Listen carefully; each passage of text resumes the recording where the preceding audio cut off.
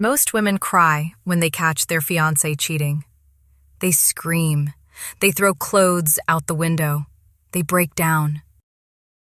I didn't shed a single tear. Instead, I sat quietly on my couch, unlocked my phone, scrolled past his drinking buddies, and stopped on one specific contact: his best man. And then I initiated a nuclear revenge plan that would end with me wearing a wedding dress and him losing absolutely everything. He thought he could sit on my couch, eat my food, and swipe right on Tinder in front of my face? Big mistake. That sound, swish, swish. That was the sound of him digging his own grave. This isn't a love story. This is a war story. And I'm going to show you exactly how I won. Let's rewind the tape. To understand the explosion, you have to understand the bomb. The year was 2019. I was 20-something, naive, and suffering from a terminal case of I can fix him syndrome. Enter the antagonist of our story. Let's call him Kyle. Kyle was the kind of guy who had potential. Or at least, that's what I told myself. In reality, Kyle was a walking collection of red flags stitched together into the shape of a human being. He had a sob story for everything. Why couldn't he hold down a job? Bad management. Why was he broke? Unlucky breaks. Why did he alienate his friends? People just don't get him. I fell for it. I was young. I thought love meant sacrifice. So when he gave me the puppy dog eyes about his living situation, I did what any supportive girlfriend would do. I moved him into my house. Let me paint a picture of my life at that time. I wasn't just sitting around. I was a full-time university student, grinding for a degree that demanded 100% of my brain power. On top of that, I was the sole caretaker for my mother, who was mentally disabled. My days started at 5 a.m. and ended at midnight. Cooking, cleaning, studying, medical appointments, paying bills. I was the captain of a ship sailing through a hurricane. And Kyle? Kyle worked a standard minimum wage job. 40 hours a week, not a minute more. The second he clocked out of life. He would come home to the house I cleaned, eat the dinner I cooked, and immediately fuse his body to my couch. He wouldn't lift a finger. Hey babe, can you help with the dishes? I'm tired, my back hurts. Hey, can you help me with mom? That's not really my job, is it? He contributed nothing. No money, no effort, no emotional support. He was a parasite. A 180-pound tick sucking the energy out of my life. But by early 2020, we were engaged. Why? Because I was suffering from the sunk cost fallacy. I had invested so much time, so much energy, and so much of my sanity into this man that I felt like I had to make it work. I convinced myself that once we were married, he would magically transform into a responsible adult. Spoiler alert, they never transform. They just get comfortable. Fast forward to Christmas Day, 2020. The world was in chaos, but I was trying to make our home festive. I bought the presents, I cooked the turkey, I set the table. And that's when the bomb went off. I found out Kyle had been cheating on me. Now, cheating is bad. It's painful. But the way he did it, the details, that's what turned my sadness into ice-cold rage. I confronted him. I expected tears. I expected begging. I expected it was a mistake. Instead, He looked at me with this glossy-eyed, empty stare, shrugged his shoulders, and said the most insane sentence I have ever heard in my life. "Oh yeah, I forgot to tell you about that." He forgot. He didn't just cheat once. He had a whole other relationship. He had been planning to leave me for months. He had told his friends. He had told his family. Everyone knew. The only person in the entire world who didn't know was the woman whose roof was over his head. So, here is the million-dollar question. If he wanted to leave me, why was he still eating my Christmas dinner? Here comes the punchline. Apparently his plan A, the side chick, didn't want him either. She realized what a loser he was. She refused to let him move in with her. His exit strategy failed. So what did he do? He decided to stay with Plan B, me. He wasn't with me because he loved me. He wasn't with me because he was sorry. He was with me because he was homeless without me. He was a hobosexual, a man who stays in a relationship strictly for the housing.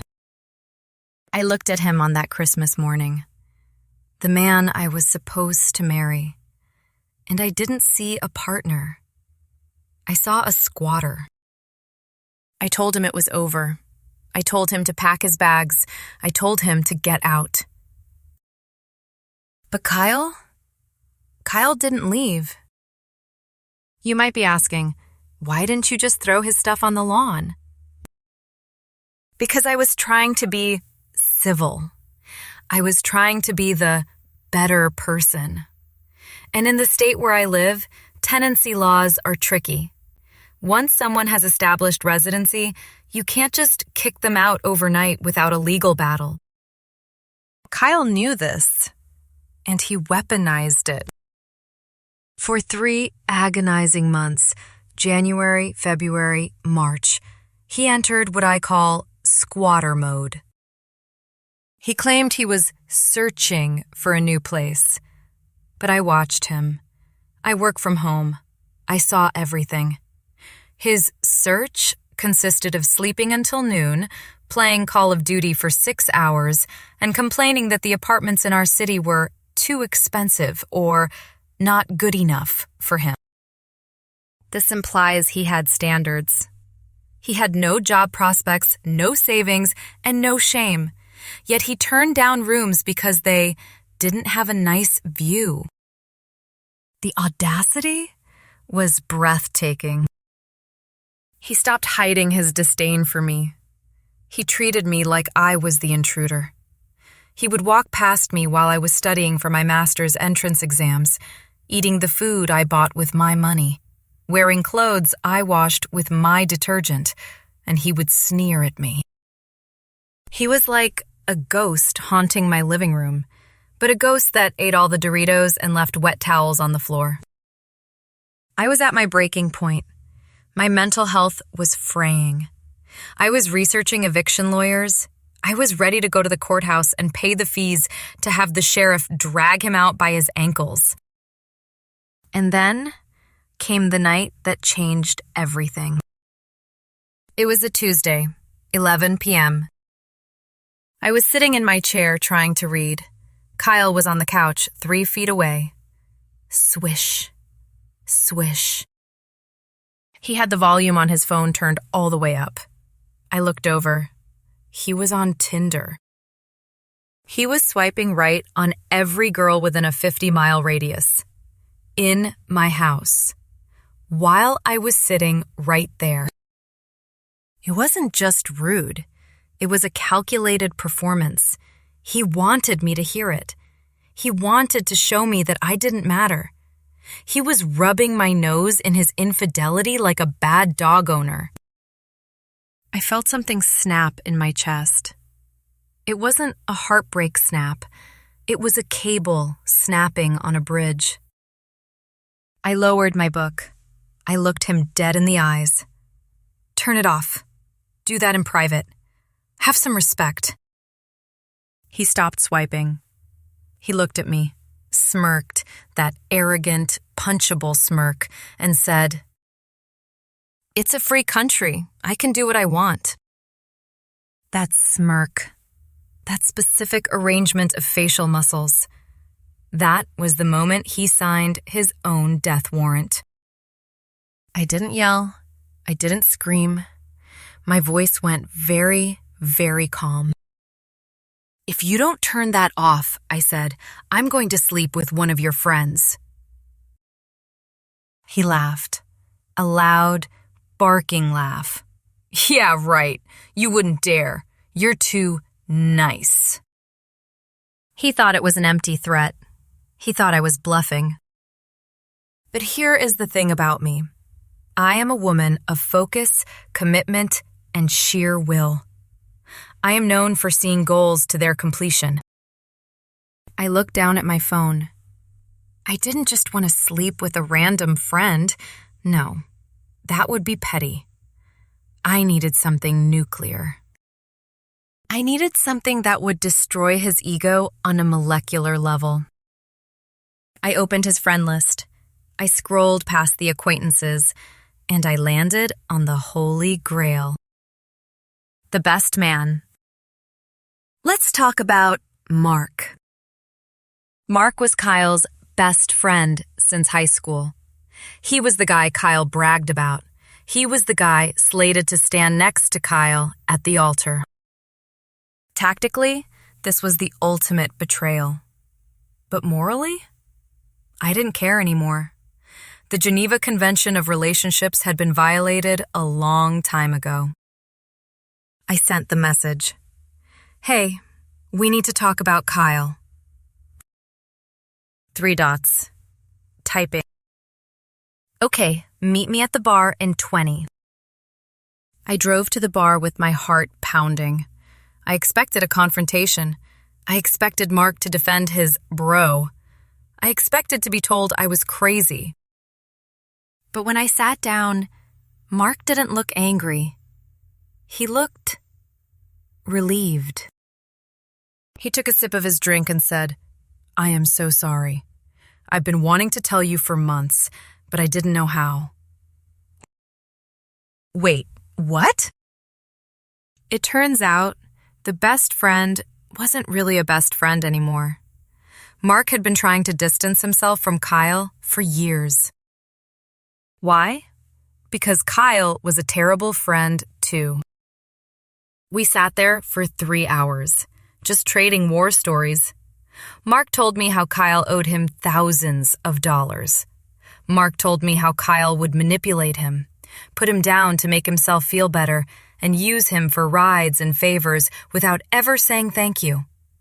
Mark told me he only agreed to be the best man because he was afraid of Kyle's temper tantrum. We bonded. Oh my God, did we bond. It was like 2 survivors of a hostage situation meeting after the rescue. "Did he ever do this to you?" I asked. "Yes, all the time," Mark replied. We laughed. We vented. Ideally, this should have been just a vent session.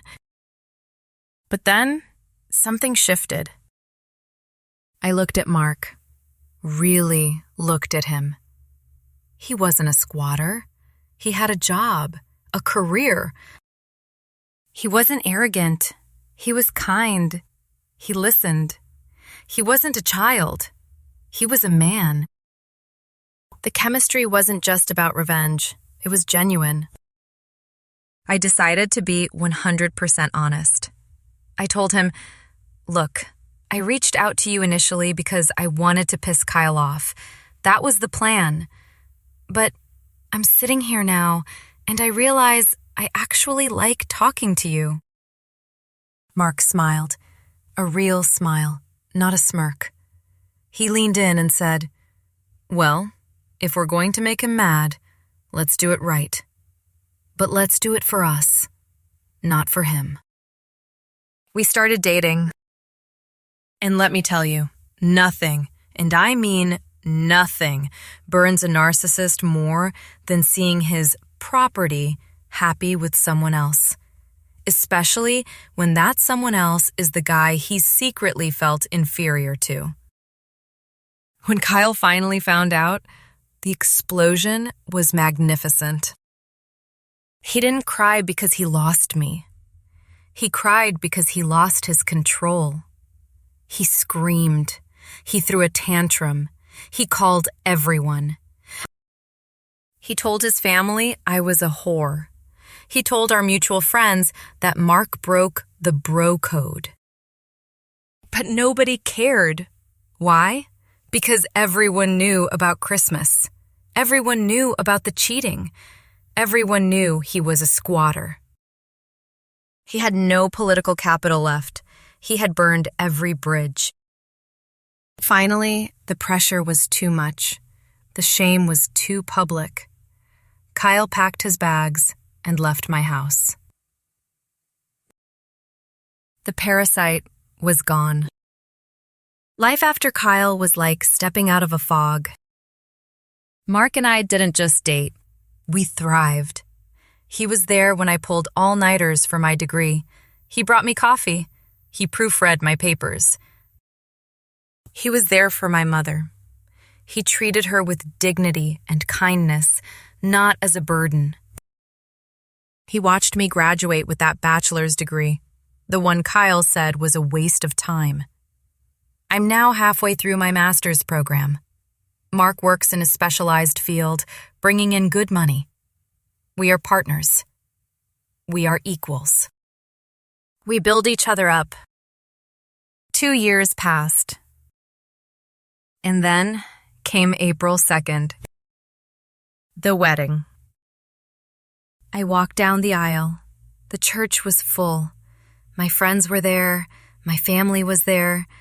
And standing at the altar was not the man who cheated on me on Christmas. Standing at the altar was the man who was supposed to be the best man. But he wasn't the best man that day. He was the groom. And honestly, he was the better man in every conceivable way. We said, I do. And it wasn't out of spite. It was out of love. But I won't lie. Somewhere in the back of my mind, knowing that Kyle was somewhere out there, miserable, seeing photos of his ex-fiancé marrying his ex-best friend, it added a little extra sweetness to the cake. So, where is Kyle now? The last I heard, the squatter king got kicked out of his dad's house. Even his own father couldn't stand the freeloading anymore. He never got the side chick. He never got the better job. He has made 0 choices to better his life.